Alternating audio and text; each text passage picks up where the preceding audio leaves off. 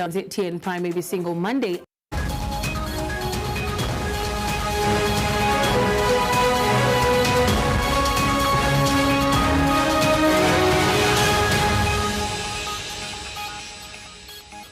Hello and good evening. You are watching News Plus right here on ZTN Prime. It is a Thursday. Thank you so much for making the time and for joining us.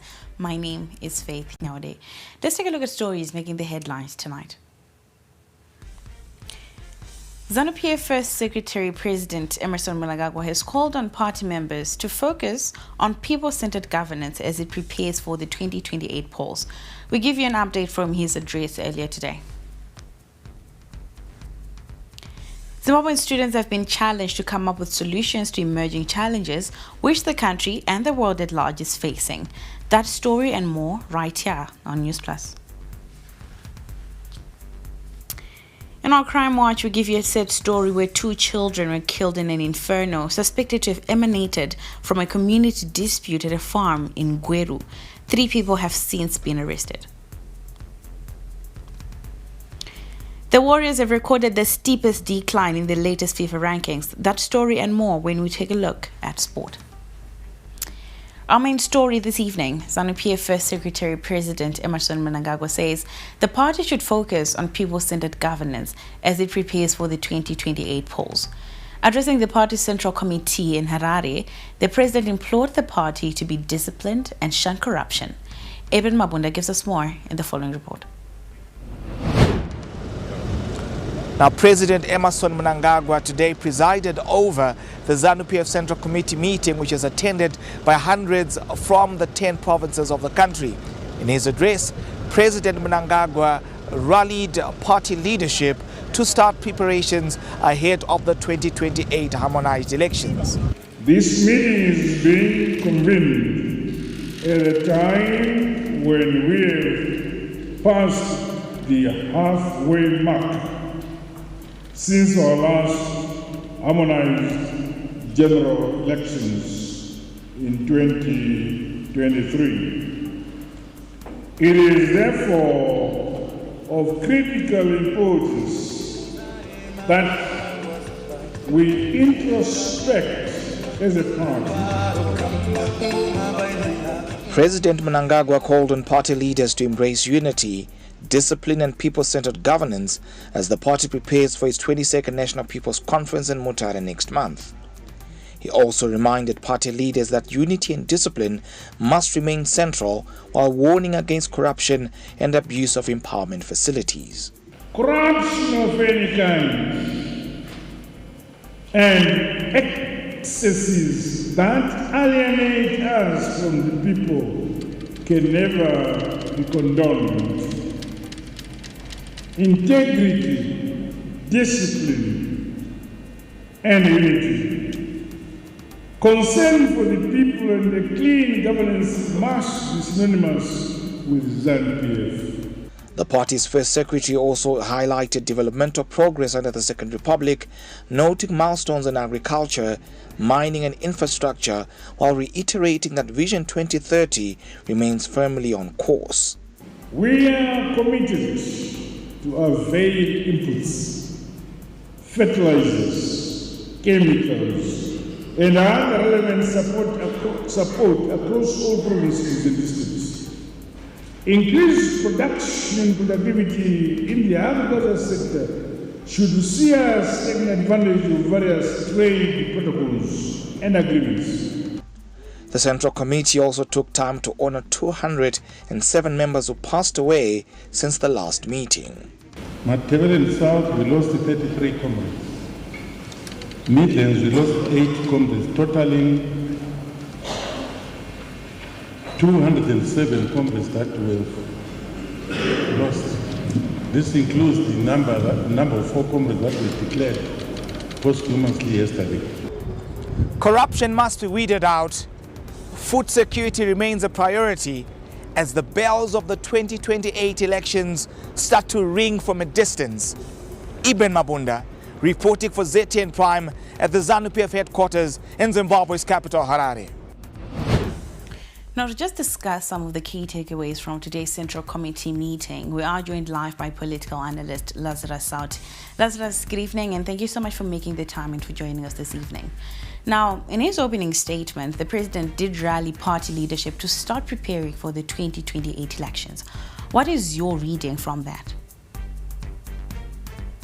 Okay, so when it comes to elections, it's a cycle, and the preparations are key, especially to attain the much needed 50+1%. So in his reading, President Emmerson Mnangagwa emphasized the issue of people-centered governance, and he applauded that party members should strive to maintain that they should engage the public, the general citizenry, and their policies that should be implemented should be people-oriented, a very important issue when it comes to electoral politics in Zimbabwe, and that is key. Another thing, when it comes to the issue of elections, you realize that our elections are so competitive and they need the much-needed preparations, and in emphasizing members of the emphasizing that party leaders should now start preparing for the 2028 election. The president is taking key consideration towards the fact that the party should win with the clean margins. They should win with the higher margins, and that is the core of ZANU-PF from the reading of the president's statement.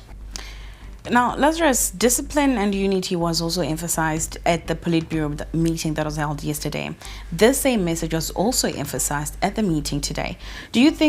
Why do you think these two issues were greatly emphasized? Politics is about people. It is about ideas, and discipline is one of the key ingredients towards achieving the goals of the party. So when it comes to the issue of discipline and leadership, President Emmerson Mnangagwa emphasized that because to him, to ZANU-PF, the ethos of the party are rooted in integrity, in honesty, in fulfilling the goals of the party, in stimulating development, and the party can only stimulate development if the leaders are disciplined. And another key issue when it comes to discipline, when it comes to leadership, is the elephant in the room, that is corruption. Party leaders should desist from corrupt activities, and corruption without a doubt hinders development, and the president is against that. He is encouraging party members, party leaders to shun corruption at all costs. Now, Lazarus, last question before we call it a night with you. The president also spoke adequately on the issue of preparing for the upcoming 2026 farmer cropping season. How important is that message? When it comes to that core, you realize that he is emphasizing, or he is putting weight to the issue of food security. In Zimbabwe, what we really need is food security, and food security can stimulate other economic activities. It can stimulate developmental activities in our country. So the president is encouraging people to start preparing for the farming season so that we can enhance our food securities, and we can stimulate development. Remember, a hungry man is an angry man, and he is working towards avoiding that. Well, Lazarus, thank you so much for your analysis and for your time. That's Lazarus South, a political analyst. We're just discussing the president's speech at the Politburo this afternoon. Now, let's turn our attention to some education matters. Zimbabwean students have been challenged to come up with solutions to emerging challenges which the country is facing. The inaugural School Sustainable Development Goals ESA prize-giving ceremony in the capital has been described as a platform for learners to identify challenges in their communities, while also coming up with the award winners from the various schools across the country walked away with various prizes. We get more in the following report. For 17-year-old Jukumborere Gochera, the start and end of the rains have been shifting since she was born. She has also witnessed rainfall shrinking with drought becoming more frequent. The science student from Queen Elizabeth High School fears the increasing threat of food insecurity in the face of the ravaging climate change. So this idea, it actually combats two things that we're facing as a nation: hunger and also climate change. As we all know that Zimbabwe sometimes it receives very low rainfalls in some areas. You say that soy is scooping the first national prize in the advanced level category. Jukumborere shares an innovation which seeks to mitigate climate change at a household level. Instead of throwing away the kitchen waste, how about we convert it into an organic fertilizer? And this fertilizer can be in form of a liquid fertilizer or a solid fertilizer. So the whole process of making this fertilizer is just taking plastic containers and then you put all your waste food and then you add some water, right? And then you close it for 2 to 3 weeks so that it can ferment. After the fermentation process is done, you now have a liquid fertilizer and a solid fertilizer. So in order to separate this, you just strain them and then you place the solid fertilizer that will be left in the sun or wherever so that it can dry. Such youth-led innovations like Jukumborere's are perhaps what Zimbabwe needs in the face of the climate change crisis. It is about instilling values, cultivating critical thinking, empowering students to engage with the real-world challenges. These competitions are a beautiful embodiment of education in action, where our young minds interpret, analyze, and offer solutions for a better world. Zimbabwe has not been spared by global challenges such as economic shocks, climate change, pandemics, and conflict. Hence, critical voices of young people are important. These challenges are also threatening to reverse sustainable development goals gained made over the years. While significant progress has been made over the past decade, serious challenges persist. With only 5 years remaining until the 2030 deadline, the 2025 Global Sustainable Development Report highlights that of the 169 SDG targets, only 35% are on track or making adequate progress. Perhaps ensuring quality education that goes beyond curriculum design and singular interventions will go a long way in mitigating global challenges. Reporting for ZTN Prime, I am Mirira Nsingo.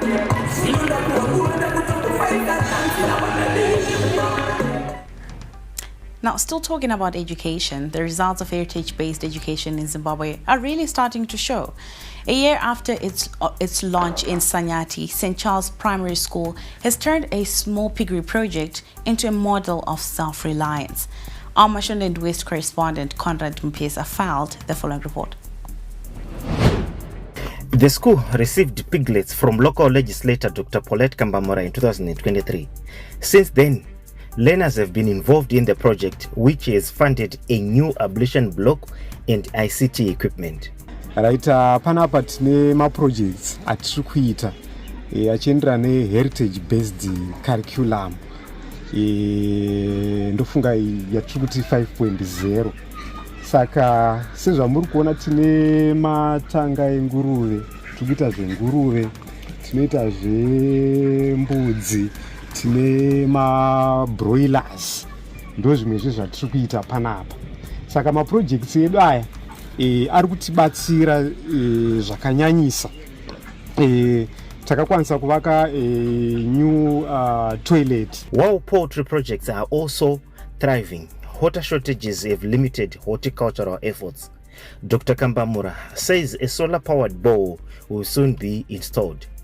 Right, takabatsira ma-schools edu ne-community tichivapa nguruve se-seed kana kuti startup eki yokuti vakwanise kuita ma-projects anobatsira vana pachikoro.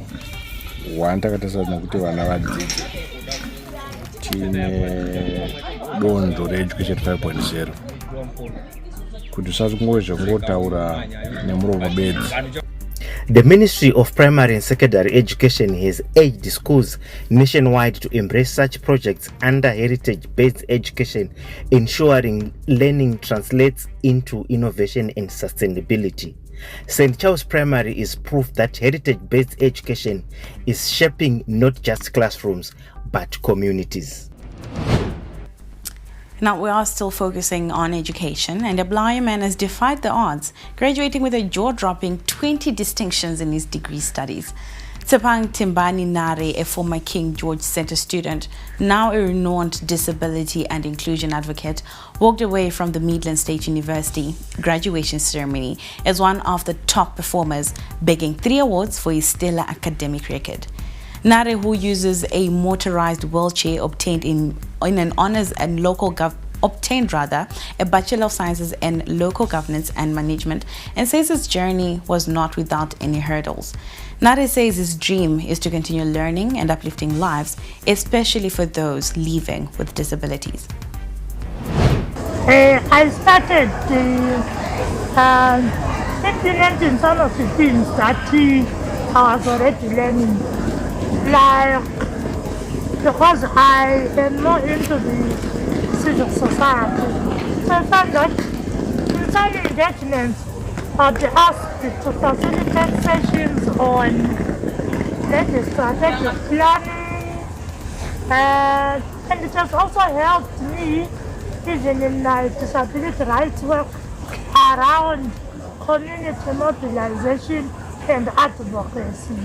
So I have used it, because that's part of local governance where you focus on issues of engagement, issues of fostering inclusive governance.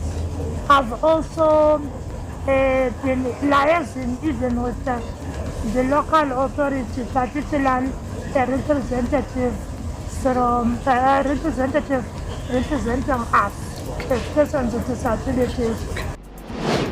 When News Plus comes back, we're talking property law and what has changed in regards to that. Stay with us.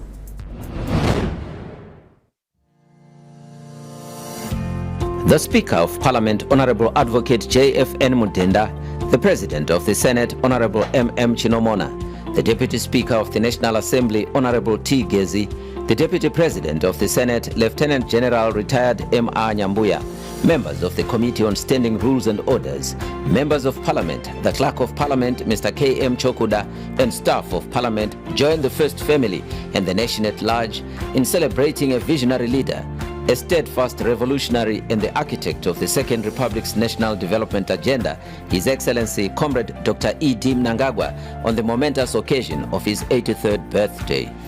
It is acknowledged that the President's iconic statecraft leadership is testament to an unwavering commitment to the economic prosperity of Zimbabwe as enunciated in the National Transformative Vision 2030 towards an upper middle income economy.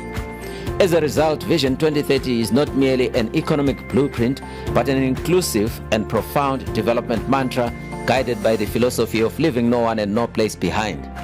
To that extent, President Mnangagwa's visionary leadership has driven Zimbabwe's development agenda as espoused by a kaleidoscope of tangible transformational infrastructure projects in the mold of the Bad Bridge Masvingo Harare Highway, the new Parliament building, Trabablas Interchange, Hlanganani Dam, Marovanyati Dam, Wange Units 7 and 8 rehabilitation, among others.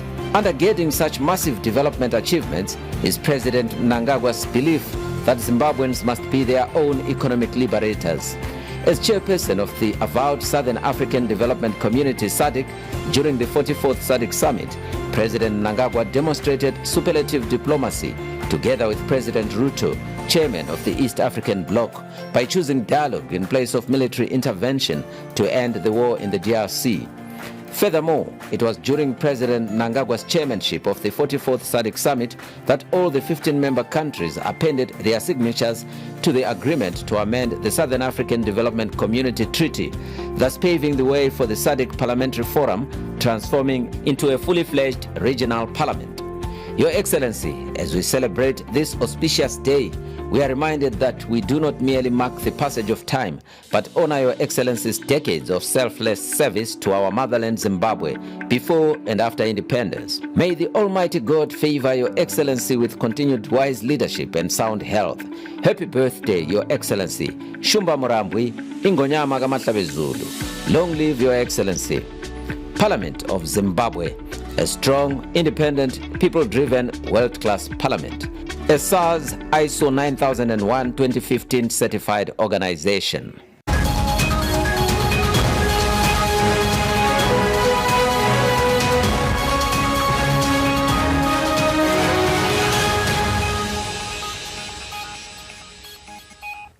Welcome back. You are still watching News Plus right here on ZTN Prime. Thank you so much for staying with us. Now, Zimbabwe has introduced a new law which will change the way property records are managed in Zimbabwe. With a new exercise which runs for the next 2 years, it will take only 6 weeks to have a securitized title deed. More in the following report. The process of buying and selling property in Zimbabwe has undergone significant changes that are aimed at improving the system and reducing fraud. One key aspect of this change is the handling of title deeds, which are crucial documents that prove property ownership. The government has introduced a new system to digitize property records with security features for better record keeping and prevention of duplicate sales. When we talk of a securitized title deed, this is replacing the ordinary bond paper type of title deed. Ordinarily, people would just print on any paper, A4 size. But now we are moving away from that. We have realized that it has been a risk to allow people to continue to use bond paper-based title deeds. This new law, SI 76 of 2025, under the Deeds Registry's regulations, is giving property owners 24 months to change their old title deeds to new ones. Indeed, it requires that everybody who owns property and is titled to that property must come for validation and verification of the same title. That's the process. But the actual step-by-step process requires that they pass through a conveyancer. We've already had detailed discussions with the Law Society of Zimbabwe, and currently we are onboarding all trained conveyancers to be able to assist. The new law has also been seen as progressive and will bring a new perspective on the security and digitalization of deeds. We strongly believe that whenever a title deed is registered and securitized, it gives a sense of security, not just to the owner of the property, but also the beneficiary of the owner, the individual who wants to take over a property at some later stage. So I feel as long as this law is legislated, the security of transfer of deeds is guaranteed. By understanding the steps and timelines involved in this new process, property owners can expect a smoother transition to the digital platform. Sanganai Sansole, ZTN Prime. Now, there's more to veld fires than what really meets the eye. The infernos witnessed during this period not only destroy vegetation, but has a direct impact on the growth domestic product of a country. Now, how is that so? In the following report, Wilson Kakurira gives us the link between veld fires and tourism in a landlocked country. Saska Reinders has been touring Nyanga for the past few days.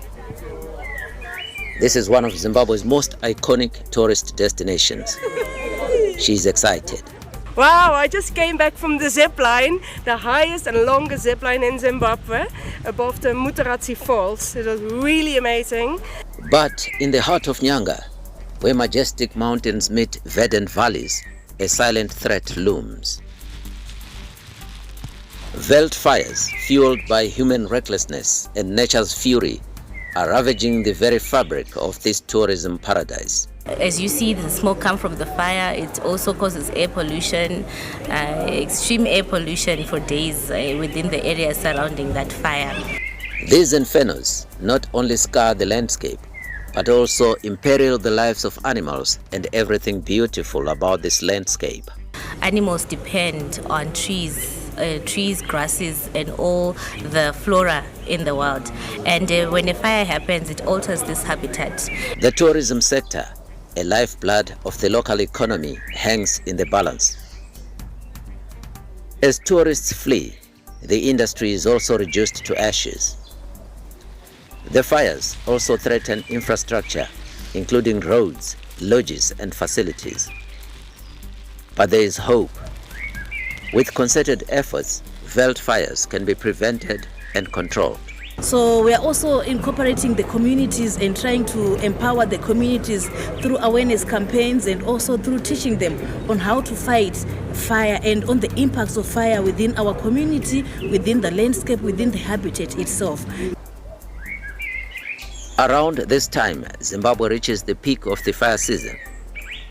In 2025, from July 31 to August 15, 71,119 hectares of land had already been destroyed. Traditional leader Chief Mutasa reveals some of the man-made causes of fire.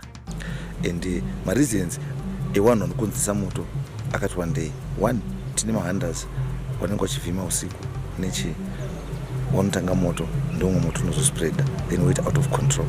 Then second, tine moto, unokonziriswa ne disgruntlement. One ma workers, inside the worker, anyimwa mali yake, adzingo basa. Every careless action here has a direct impact on the economy. The sector in 2024 contributed around 15% to gross domestic product.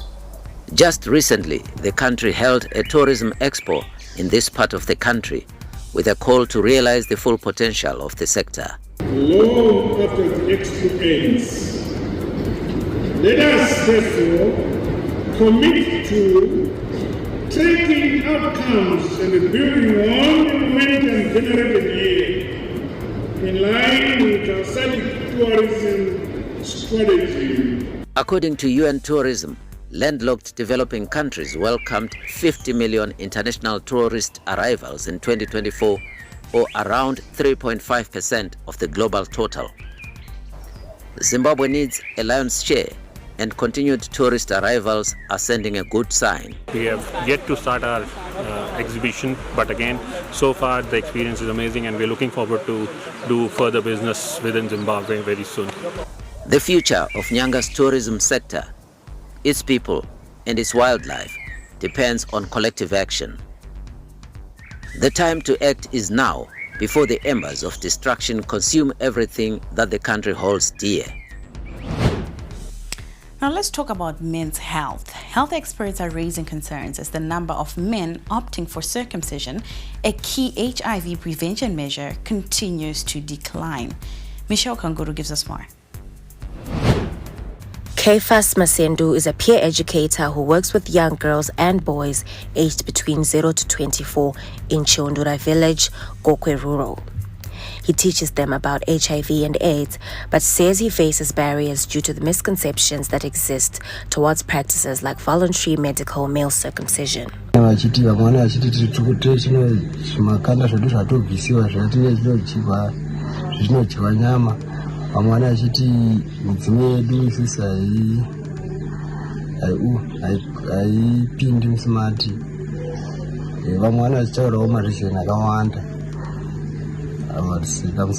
At Katema Clinic in Gogwe South, aged men feel like they are too advanced in age to get circumcised.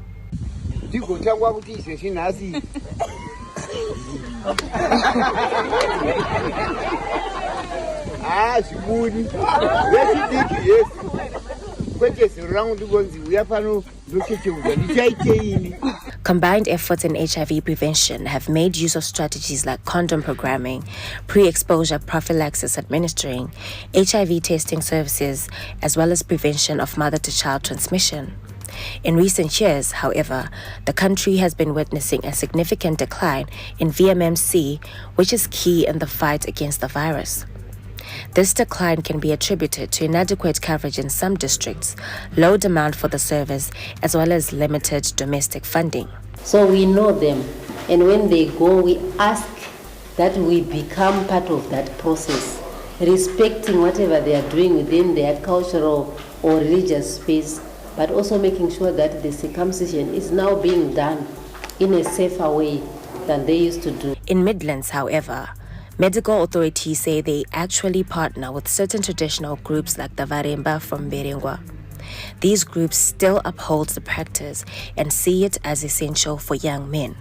Since the country adopted voluntary medical male circumcision in 2009, over 1.6 million men had been circumcised by September 2019. However, the declining rates pose a significant threat to the HIV prevention target, and renewed efforts are needed in order to sustain progress. I'm Michelle Kanguru for ZTN Prime, reporting from Gweru. News Plus will be back shortly after this.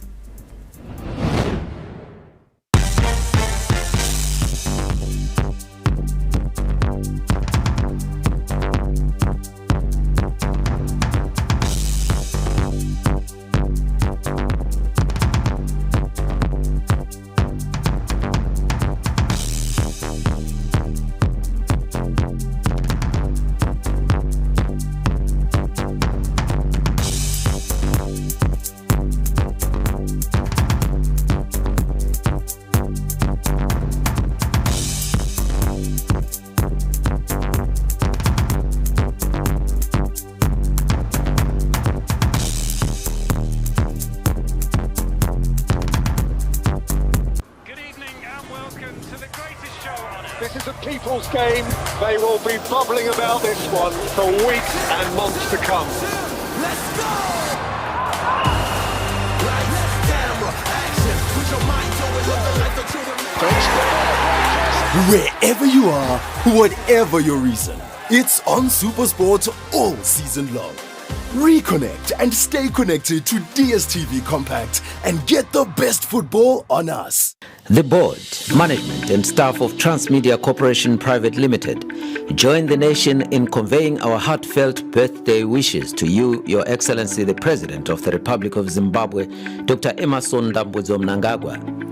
Under your bold vision 2030, Zimbabwe is transforming into a modern, digital and prosperous nation.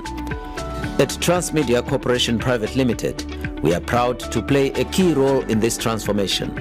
As part of the Zim digitalization project, we are committed to ensuring universal access to high-quality, free-to-air digital content through the distribution of affordable Zim digital decoders. Our work supports media and information sovereignty, helping to build a connected and informed society in alignment with Your Excellency's vision for a digitally inclusive Zimbabwe. We wish you continued wisdom, good health, and many more years of impactful leadership. Transmedia remains committed to ensuring that every Zimbabwean has access to information through radio, television, and other digital platforms in support of the constitutional provision for universal access to information. Happy birthday, Your Excellency.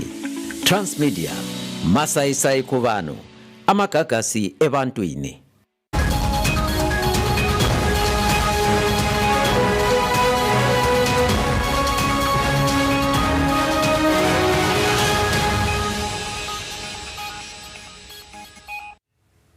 Welcome back. You are still watching News Plus. Thank you so much for staying with us.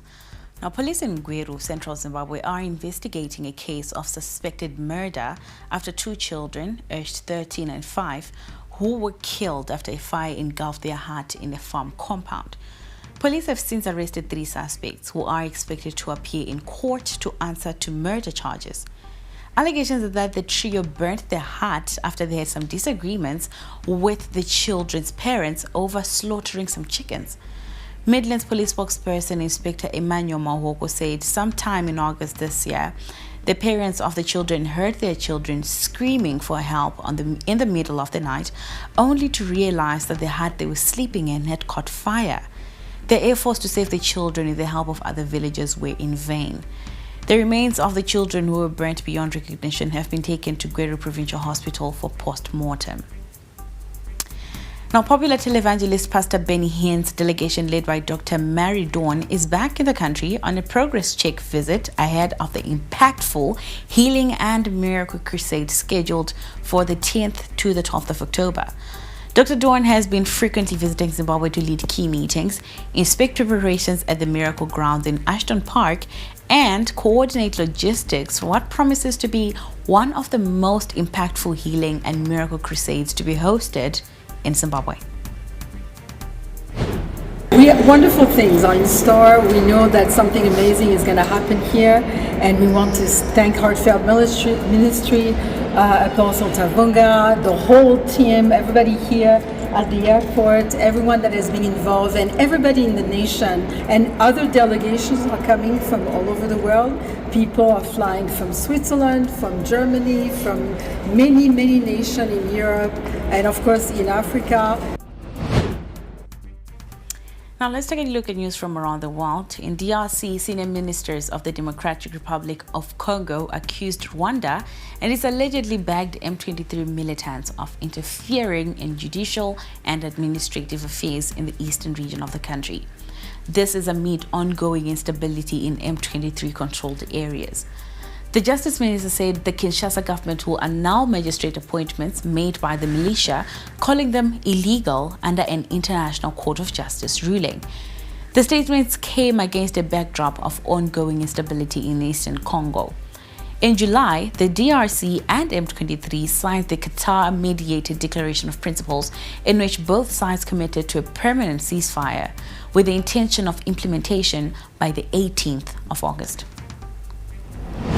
Dans un pays prévient au pays. Il y a même des jurisprudences qui le reconnaissent. Si je veux, je peux me référer aux décisions de la Cour internationale de justice qui a reconnu que les actes posés par les groupes rebelles dans un territoire sont de nul et de nul fait, puisque ce n'est pas posé par l'État. Et donc, la nomination. The United Nations General Assembly opens sometime this month, and there is the need for all countries to support the UN reform and fulfill their commitments, according to the President of the UN General Assembly. This was during its 80th session on Wednesday. Now, this year's General Assembly is going to open on the 22nd of this month, with over 140 heads of state and government from around the world going to be in attendance. If we want to make our United Nations stronger, then we would need the commitments from all the governments around the world, when we can discuss ourselves what are the most important challenges besides peace and security, fighting climate crisis, supporting human rights and sustainable development. So this will be kind of the talking points for all the different bilateral meetings I'm going to have with heads of state. Over in Australia, one of the world's biggest polluters per capita, will aim to cut its carbon emissions by at least 62% compared to 2005 levels over the next decade. The nation, which has faced global criticism for its continued reliance on fossil fuels, had previously pledged to reduce greenhouse gases by 43% by 2030. A landmark risk assessment commissioned by the government this week warned Australia faced a future of increasingly extreme weather conditions as a result of man-made climate change. Now, in the UK, US President Donald Trump commenced a state visit to the United Kingdom on Wednesday, with a meeting with King Charles III at Windsor Castle, amid an atmosphere of heavy security and widespread public protests. British media described the visit as unprecedented, not only because of its scale, but also due to the unusual choice of venue.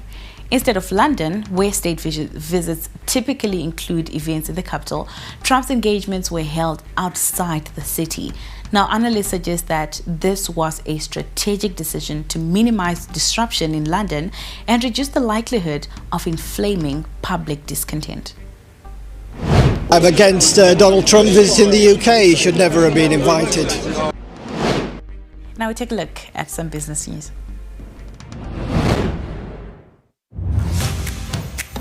Got some questions about Showmax? Well, we've got the answers. What is Showmax? Showmax is not a TV channel. It's a streaming service with tons of hit series, movies, and more. Plus, Premier League live on mobile. Just pick what you want and hit play. No schedule or airing times. With Showmax, you watch what you want, when you want, and where you want. For any other queries, find us on Facebook, X, Instagram, or TikTok. The ZANU-PF Finance Subcommittee invites you to exhibit at the 22nd ZANU-PF National People's Conference Business Expo. The expo will be held at Mutare Polytechnic in Manicaland Province from the 13th to the 18th of October 2025. It will be running under the theme Attainment of Vision 2030 through Economic Empowerment and Value Addition. The Business Expo brings together delegates, national politicians, business experts, policymakers and implementers, potential partners, investors and customers. The pricing structure is as follows: 6 by 3 meter cubicle, $6,000 or ZIG equivalent; 3 by 3 meter cubicle, $3,000 or ZIG equivalent. For more details, contact our coordinators on the following numbers: 0772 381 756 or 0773 289 501, landline 0242 752 936 and 774 161 04. Pamberine ZANU-PF. Pambili le ZANU-PF. Forward with ZANU-PF. Harare, tune into the beat. Capital 100.4 FM, your source for news, business, sports, fashion, and more. Experience the pulse of Harare's culture and lifestyle. Capital 100.4 FM, Harare's top radio station. Join the conversation with Zimbabwe's top personalities. Subscribe now for fresh and infotainment content daily. Capital 100.4 FM, Harare's heartbeat.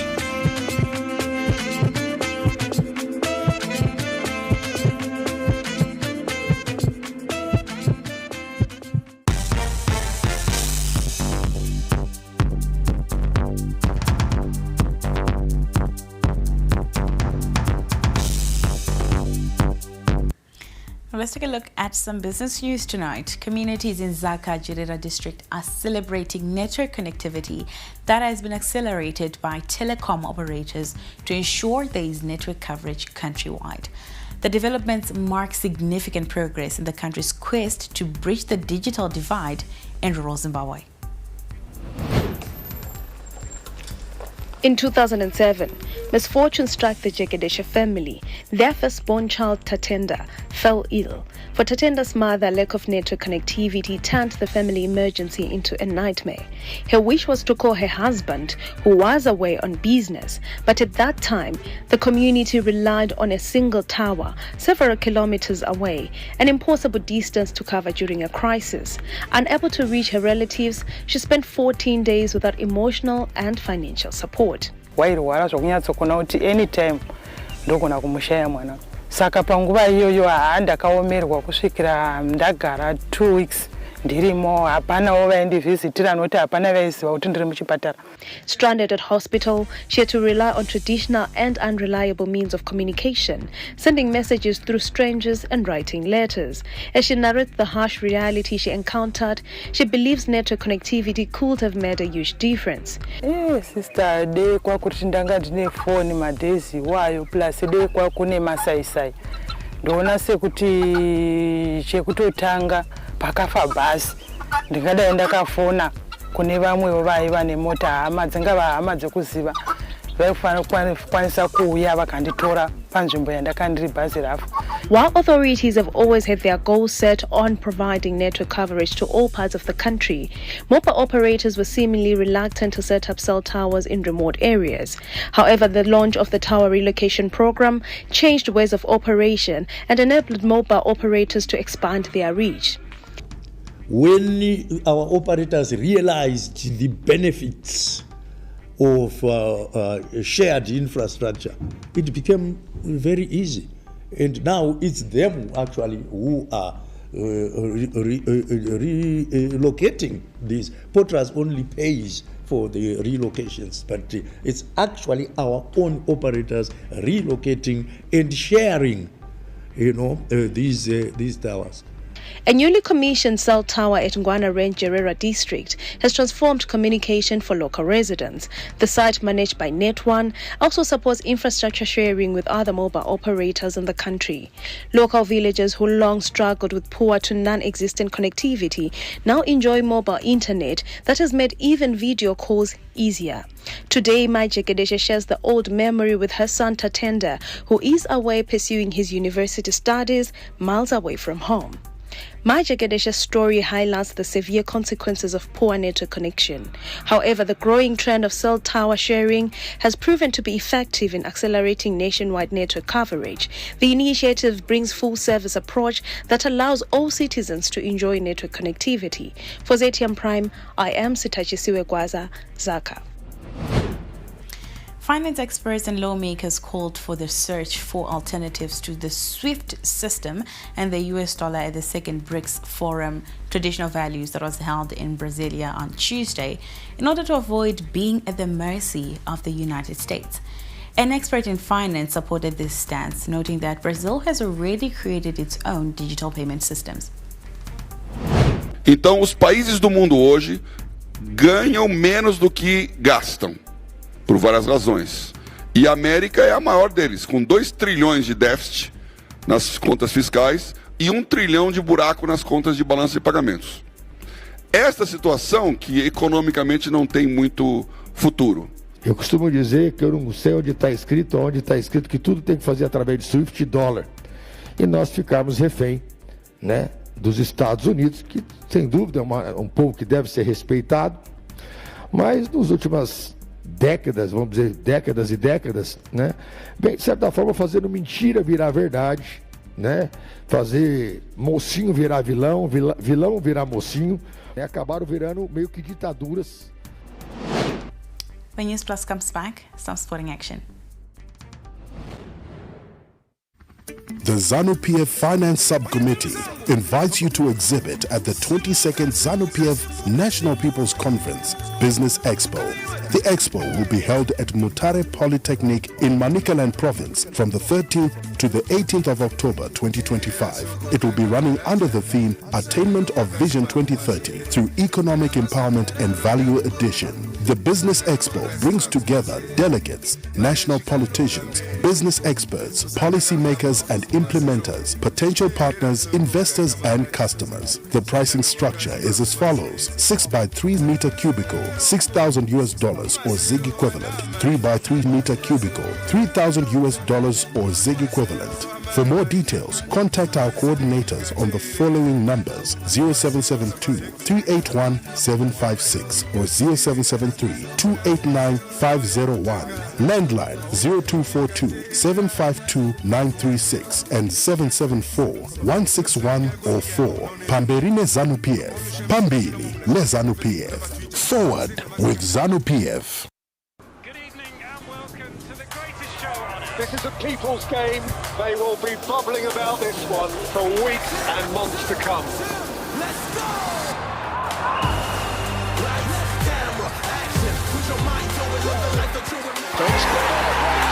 Wherever you are, whatever your reason, it's on SuperSport all season long. Reconnect and stay connected to DSTV Compact and get the best football on us. Didn't graduate? I guess I blew it. You couldn't advise him anything. He would just look at you and say, so who do you think you are? We were just like really spoiled. And then they just give me the receipt and I'd pay. That guy walks in one day and then he says that he wants to make a movie. He was blowing the money. There was just like this habit that he had where as soon as he got money, it was gone. I just didn't have the skills or the experience. This money, I could see it disappear so fast.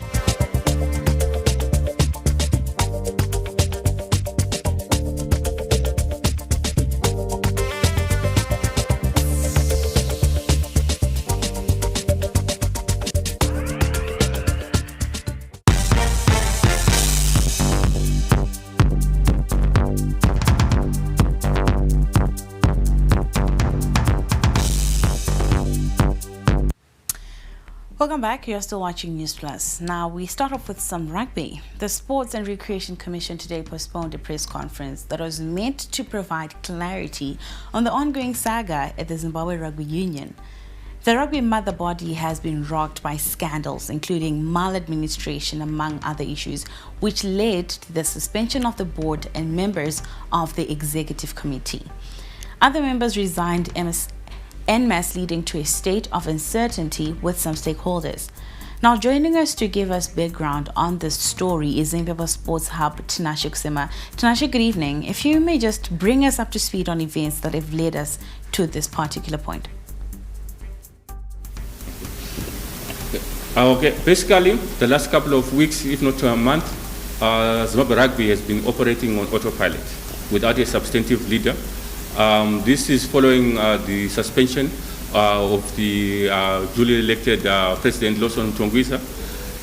Soon after, an interim president was put in place, who was Tafuma Parenyatwa, and he oversaw the Sabres qualifying for the 2027 Rugby World Cup.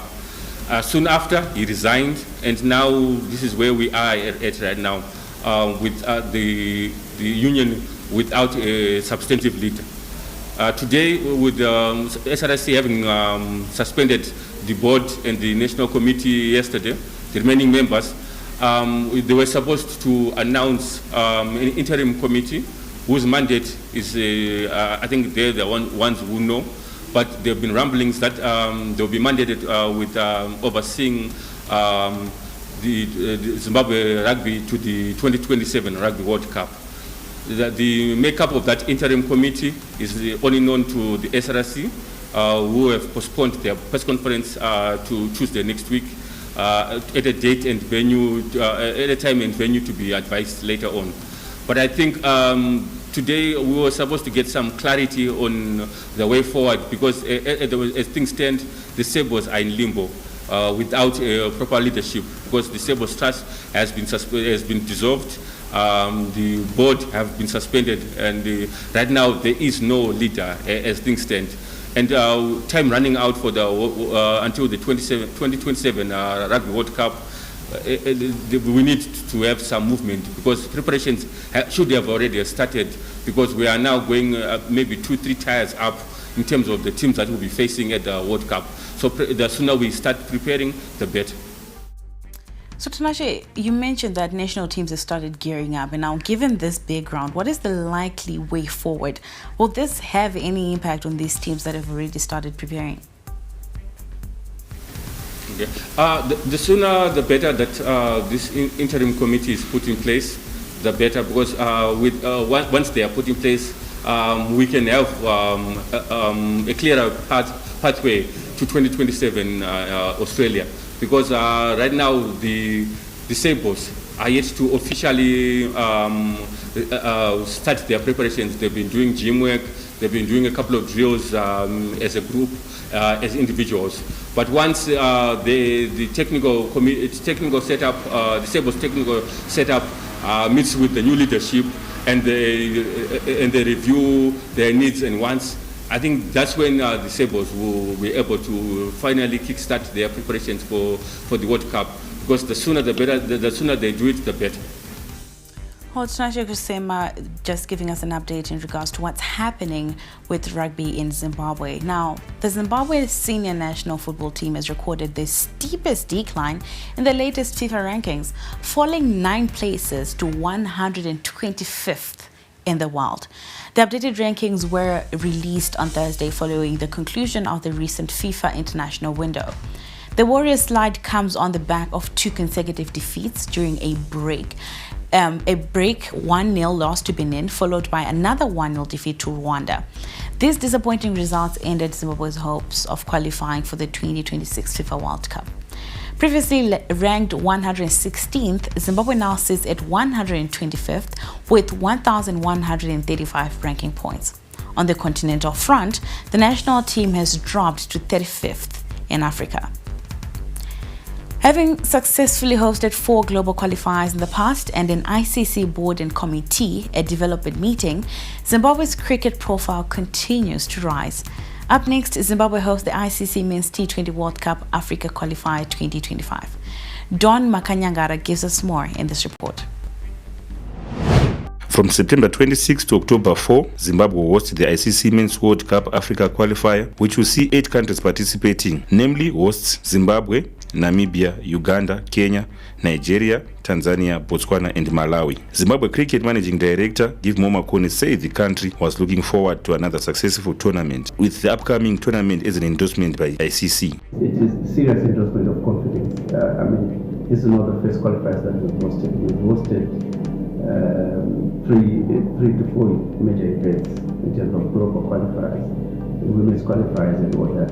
And every single time we finish those qualifiers, we get a good feedback in terms of how we're going up about our business. And like I said, currently it hasn't been ZC that's been lobbying. It's actually ICC trying to push for us to host the qualifiers. This is simply because of how we've gone up about our business in terms of hosting these major events. Apart from looking to hosting a successful tournament, Makone is optimistic of Zimbabwe's chances of claiming one of the 2 slots available for next year's T20 World Cup to be hosted by India and Sri Lanka. For the question, John, we were more than ready. We put in the hours in terms of our preparations. As you know, if you've been following our FTP over the past 6 months, we've hosted enough test matches and we also hosted enough white ball cricket matches from I can just summarize from South Africa, New Zealand, Sri Lanka, Namibia, and we've played. And right now we're currently hosting Namibia. We played 2 T20s.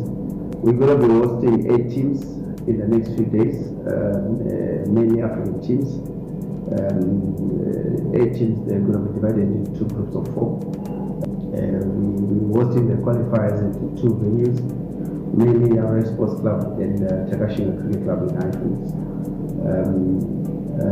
The venues are ready, the wickets are ready, and the training facilities are also ready. The qualifiers will be played at Array Sports Club and Takashinga Sports Club in Highfields. The 8 teams have been grouped into 2 groups, which will see the top 2 qualifying for the next year's World Cup. Don Makanyanga reporting for ZTN Prime.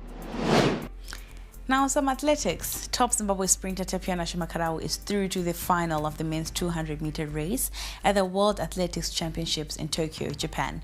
Makarau finished 4th in his heat with a time of 19.98 seconds, qualifying amongst the top 8 for Friday's final. Countryman Makanakeshe Charamba narrowly missed out on a place after running 20.08 seconds in the semi-finals. In Friday's final, Makarau will race against world champion Noah Lyles, who qualified fastest with 19.51 seconds, while Olympic champion Letsile Tebogo of Botswana also made the cut with a time of 19.95 seconds.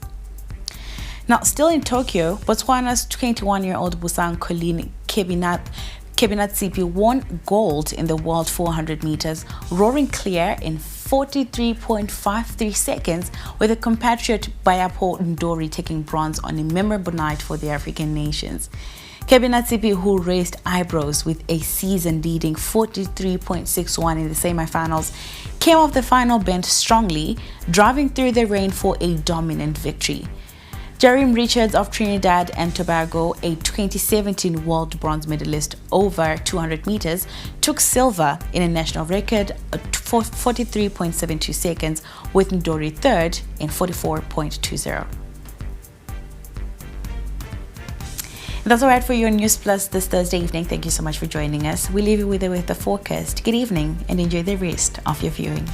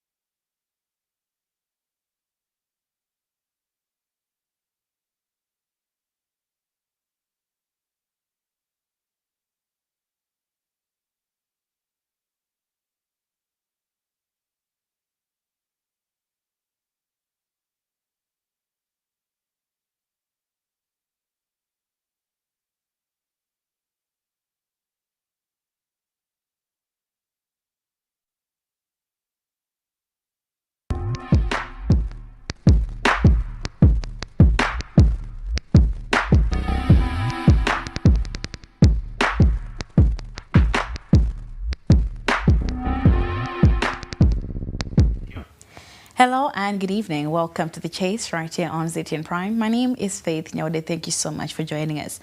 Today on The Chase, we are turning our focus to the tourism sector, which has for a long time now been recognized as the cornerstones of Zimbabwe's economic development.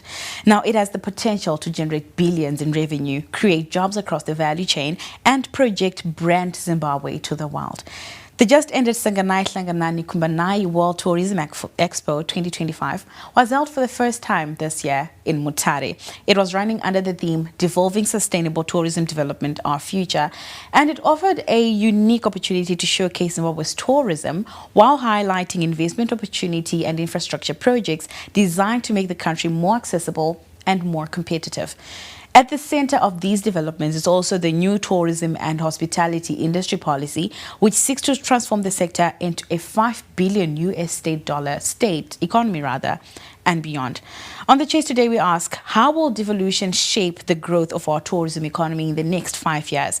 Post the expo, how will the surrounding communities continue to benefit from the increased tourist traffic long after the curtains have come down on the tourism expo? Our discussion: post Sanganai Hlanganani, what does the tourism future hold? And to help us unpack these issues in studio today, I am joined by Barbara Rhodes, the Minister of Tourism in Zimbabwe. Minister, thank you for joining me. Thank you for having me, Faith. Thank you very much. Minister, let's get it started. Yeah. This year's edition of the Sanganai Hlanganani ran under the theme Devolving Sustainable Tourism Development, Our Future. Now, in your view, what are some of the practical steps, must Zimbabwe take, to ensure that this theme actually translates from the conference discussions into tangible and meaningful results? Okay.